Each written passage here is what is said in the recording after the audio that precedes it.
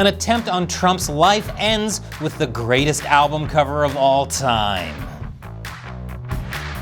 Welcome to America Uncovered. I'm Chris Chappell. A few days ago, the biggest political controversy was whether President Biden was mentally fit enough to be president after a not-so-great showing at the first debate. And now, his opponent, Donald Trump, survived an assassination attempt, proving once and for all that the optimal human diet for man's survival is Diet Coke and McDonald's. Seriously, how does Trump do it? He's almost 80. He has more energy than I ever had, and after he literally takes a bullet, he poses for the most iconic photo in recent American history. Wait. Trump, a man who wants to uproot the corrupt political system and is known for some questionable sexual escapades, just survived an assassination? He out-Kennedy'd Kennedy. But this assassination attempt is no joke. It's incredibly serious. The bullet grazed Trump's ear, a 1-inch difference, and history would totally change. The shooter has been identified as 20-year-old Thomas Matthew Crooks. As I'm recording this, not much is known about him, so I don't want to speculate about who he is or what his motives were. I'm sure we'll learn more in the days to come. And we can't forget, in the attention on Trump, that someone else at the rally did get killed, an innocent bystander who got shot in the head. 2 other bystanders were wounded. You know, if it hadn't been for this assassination attempt, the biggest news on Saturday would have been Richard Simmons dying. At 76, younger than Trump. I'm telling you, Diet Coke and McDonald's. Trump also thinks too much exercise is bad for you. Just saying. Of course, some of the reaction to the assassination attempt has put Trump derangement syndrome into full focus. Some of the initial media reporting was wild. The Washington Post said Trump was escorted away after loud noises at a Pennsylvania rally. USA Today wrote Trump removed from stage by Secret Service after loud noises startles former president. And CNN wrote Secret Service rushes Trump off stage after he falls at rally. I'm surprised CNN didn't say it was a mostly peaceful assassination. The next day, the New York Times still didn't want to use the A word, assassination. And notice they chose this picture instead of the more iconic one with the American flag. But you know who really is the bad guy here? Trump. Here's CNN's Jamie Gangel. After he was hit, former President Trump got up and said, fight, fight, fight. I think what we're hearing from people is that's not the message that we want to be sending right now. I'm surprised CNN didn't say Trump's ear violently assaulted an innocent bullet. Here's CBS's Margaret Brennan. But I did notice there was no call for lowering the temperature, condemning all political violence, and really trying to signal to his supporters as well not to retaliate or to have any kind of escalation. Newsweek says MAGA responds with outrage after Donald Trump injured at Pennsylvania rally. How was he injured? Was it perhaps in an assassination attempt? But yes, we gotta worry about Trump supporters. They might commit acts of political violence. That's what we need to be worried about after this act of political violence from someone who is definitely not a Trump supporter. So a lot of the reaction to the assassination attempt has been insane. Like this career-ending post from Representative Stephen Woodrow of Colorado saying the last thing America needed was sympathy for the devil, but here we are.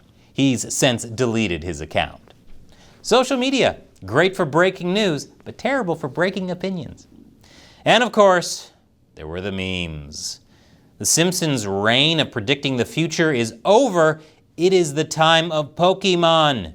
And of course, Chinese online shopping platform Taobao is already selling Trump assassination t-shirts, minus the American flag, of course. But there is a major question hanging in the air. How could this happen? The sniper was on a rooftop about 400 feet away from Trump. He was not particularly well hidden. People saw him and tried to warn the Secret Service. I noticed the guy crawling, bear crawling up the roof of the building beside us. We're pointing at the guy crawling up the roof. And he had a gun, right? He had a rifle. A rifle. We could clearly see him with a rifle. Absolutely. We're pointing at him. The police are down there running around on the ground. We're like, hey, man, there's a guy on the roof with a rifle. And the police were like, huh, what? Like they didn't know what was going on. Here's more footage of bystanders being more on the ball than the Secret Service. And you know, that's a little bit... He's going down!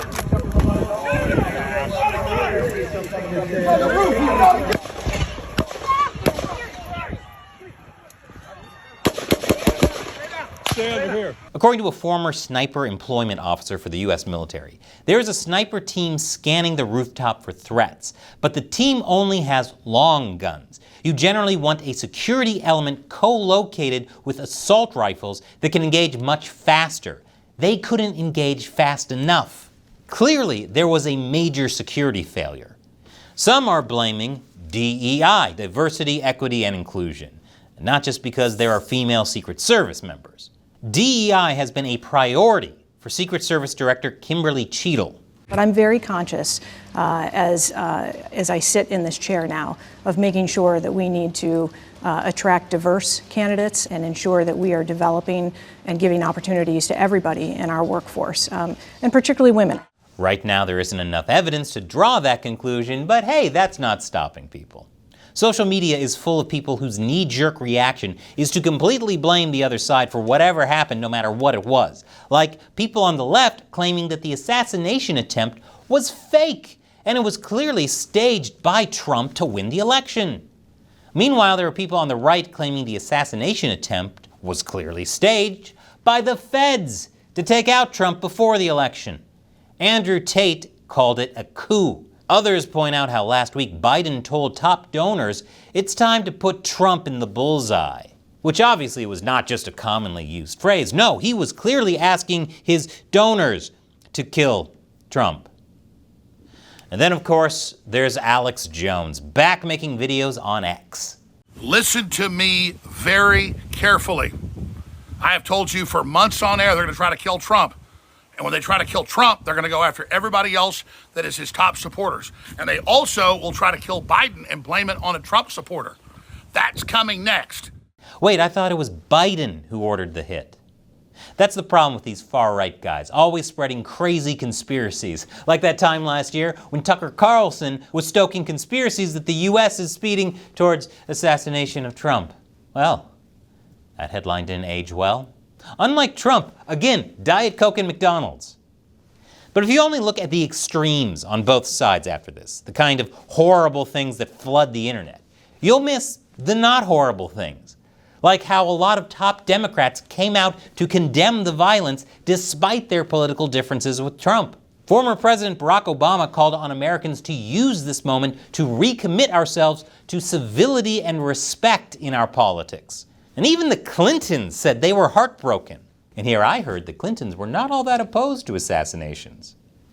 And while surviving an assassination is probably a big campaign boost to Trump, in his statements, he didn't push his campaign agenda or say mean things about the shooter. Instead, he called for people to not fear, but remain resilient in our faith and defiance in the face of wickedness, and said, our love goes out to the other victims and their families. President Biden also came out to condemn the attempt on Trump's life, saying there's no place in America for this.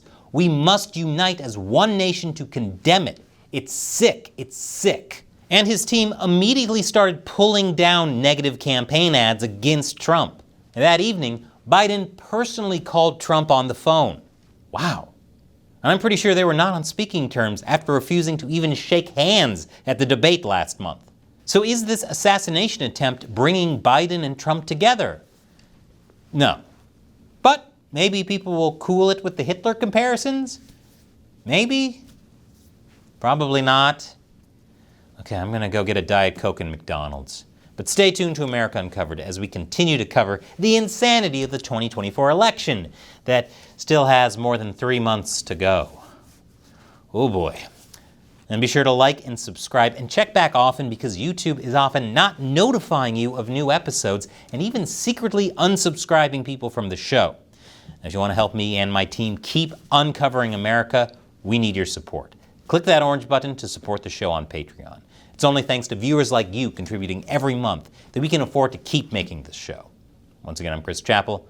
Thanks for watching America Uncovered.